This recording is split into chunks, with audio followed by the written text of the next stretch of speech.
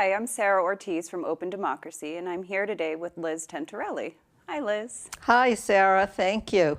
Yes, I'm with the League of Women Voters of New Hampshire. We're a nonpartisan organization helping people understand how they can vote. Okay, so I have some questions for you today. All right. Why does voting matter? It's government officials, local, state, and federal, that make decisions that affect us all.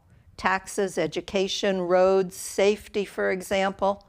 But it's the voters who decide who those people will be. In a small state like New Hampshire, elections are often very close. Every single vote is counted, and every vote represents someone's voice. If your voice isn't raised by voting, it won't be heard. So does the September 8th primary really matter? Well, we have a large number of candidates for most seats in the September 8th primary, including a contested U.S. Senate seat and U.S. congressional seats. In some towns, the races for state legislature are contested too. Narrowing down those choices happens in the primary. And if you have favorites, now's the time to make sure that they will be on the November ballot. If you're an undeclared voter, you have a choice of which party's ballot you want. You can vote in only one party. And remember that if you want to return to undeclared status, you may do it at a special table after voting and before leaving your polling place. Is there a way to find out ahead of time who all the people are on the ballot? Yes, you can find a sample ballot on your own town's website or by visiting the New Hampshire Secretary of State's website. And with that list in hand, you can start finding out about the candidates. Try Googling their websites and social media. Visit ballotpedia.org or citizenscount.org to find information about them, including in some cases their past voting records if they're incumbents. And will there be any candidate forums so I can see and hear the candidates in person? Oh, we're hoping that the New Hampshire news networks will cover the federal races, so all voters can watch or listen. But we're also hoping that local groups will host forums for state reps and senators. The League of Women Voters New Hampshire is a nonpartisan source of advice to any community groups that want to host such events. We expect that candidates of both parties will welcome the opportunity to meet their voters in person.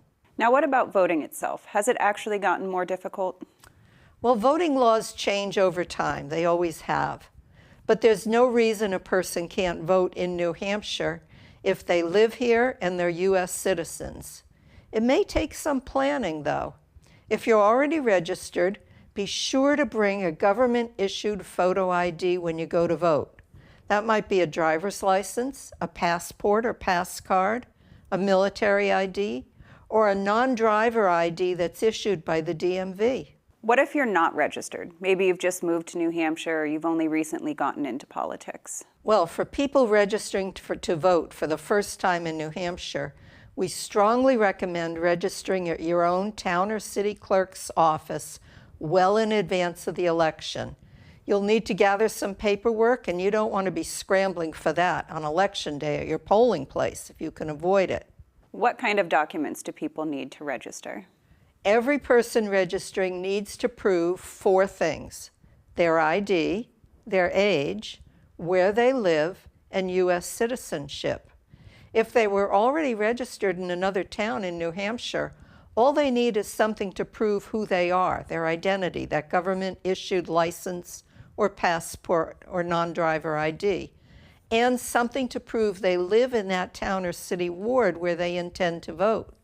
That could be a deed, a lease, a utility bill with your name and address on it, car registration, or government mail addressed to you at your address.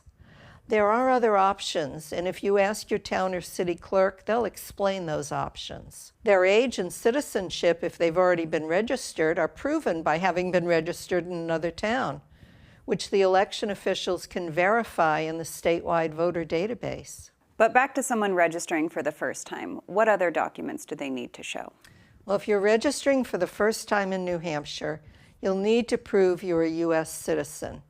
A passport does that, as does a birth certificate for the United States or a certificate of birth abroad as a U.S. citizen. That's if your parent was a U.S. citizen when you were born somewhere else. Naturalization papers also prove citizenship. But here's the trick. If your present name on your photo ID doesn't match that birth certificate, you should try to find the paperwork that links them. This could be a marriage certificate or a court decree of name change. And if that sounds like paperwork you just don't have, you may be able to prove citizenship in one of two other ways. There may be proof in other state databases, such as the DMV or New Hampshire's vital records, that election officials can access. And if that still doesn't help, it's still possible to sign a legally binding affidavit to prove your citizenship. Really? I thought that those qualified voter affidavits were gone. Well, the affidavit for citizenship is still allowed following a recent federal court decision, but no more affidavits for ID or where you live. That's the law in 2026. So bring your photo ID when you go to vote. Do you have any other final words of advice? Yes, I do. Make a plan to vote. You might have to plan how you'll get to the polls, or if you're not going to be in town that day or you have a disability, plan how you're going to vote absentee. And remember, the elections are September 8th for the primary and November 3rd for the general election. So vote, it matters. Thank you.